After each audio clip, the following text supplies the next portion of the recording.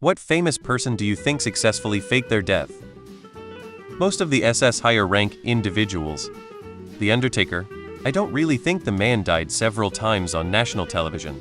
I don't think he really works in graveyards part-time.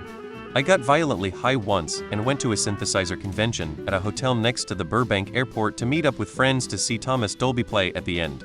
There was a guy there selling handmade stuff. I can't remember if it was jewelry or Keter straps or something. Anyway, he was older than me and had scars on his face like he had cystic acne a long time ago. He said he had a vitamin D deficiency because someone else was talking about it. He said he had the deficiency for several years because he never leaves his house.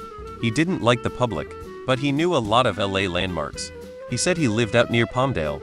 His voice sounded exactly like Elliott Smith. I thought about that dude for months. John McAfee. I swear, I saw him on a cruise ship last year. Carol Baskin's husband. Richie Edwards of the Manic Street Preachers.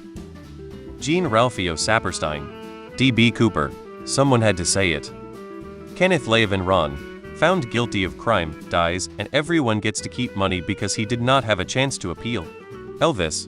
Now he resides in a nursing home fighting ancient mummies who suck souls out of people's assholes with his friend JFK, who's now black. Andy Kaufman. I live in hope anyway. Lord Lucan.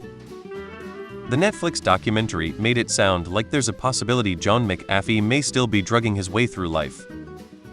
There's a non-zero chance Michael Rockefeller just decided to give up his life and go live a more simple one somewhere in New Guinea or Indonesia. I know a bunch of villagers said they ate him or whatever, but that also seems like the type of thing he'd just tell them to say if anyone asked.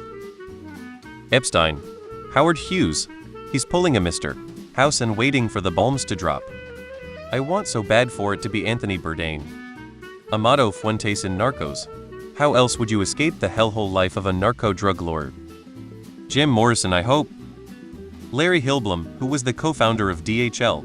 He had a very dark personal life, to put it mildly. He traveled to Southeast Asia many times as a sex tourist and fathered multiple children with a number of women, some of whom were under the age of consent. Hillblom died in a plane crash way back in 1995, but his body was never recovered, and it was later discovered that his home had been scrubbed clean of any possible traces of DNA.